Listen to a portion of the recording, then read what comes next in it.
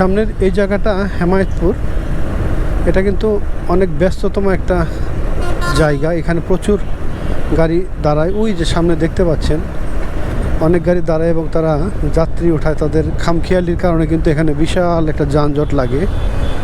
এই জটলাগুলা একমাত্র এই ড্রাইভারগুলাই করে। দেখেন গাড়ির পাশাটার একদম পিছন দিকে দিয়া ভাঁকা করে রাখছে, তারা যাত্রী উঠাইতেছে। এখন দেন কি পরিমাণে জাম দেখলেন তো। এরকম সমস্যার কারণে কিন্তু এই জায়গাটা যানজট লাগে।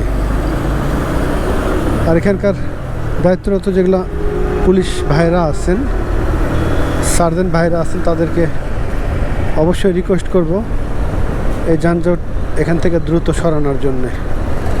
বেশ কয়েকদিনের প্রবল বর্ষণ, প্রবল বৃষ্টির কারণে গাছপালাগুলা সতেজ হয়েছে, কিন্তু বিভিন্ন জায়গায় বিভিন্ন রাস্তায় যেগুলো ভাঙাচোরা রাস্তা সেগুলোতে পানি জমে একটা দুর্ভোগেরও সৃষ্টি হয়েছে। তো বৃষ্টিতে যতটা ভালো এবং ততটা ক্ষতিও আছে। আর আজকে বেশ কয়েকদিন পরে বেশ ভালো একটা আবহাওয়া, একদম চকচকা ঝকঝকা রোদ, একদম পরিবেশটাও সেই লেভেলের একটা সুন্দর।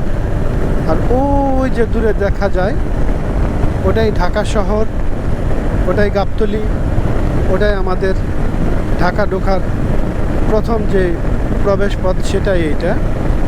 আর এখন কিন্তু আমি আছি আমিনবাজার ব্রিজের উপরে। আমার বাইকের স্পিড বর্তমানে 81, 80, 82 এর মধ্যেই রান করতেছি। যদিও এত জোরে বাইক চালানো ঠিক না, তো বাইকটা গতিটা নিয়ন্ত্রণ করেই আস্তে সুন্দরভাবে চালাইতে হয়। তো যাই হোক, আমি আমার চলাফেরা আমাদের এরকম ছোটোখাটো মোটো ব্লগ করি, বিভিন্ন ধরনের ব্লগ করি এবং সেগুলো আপনাদের মাঝে শেয়ার করি।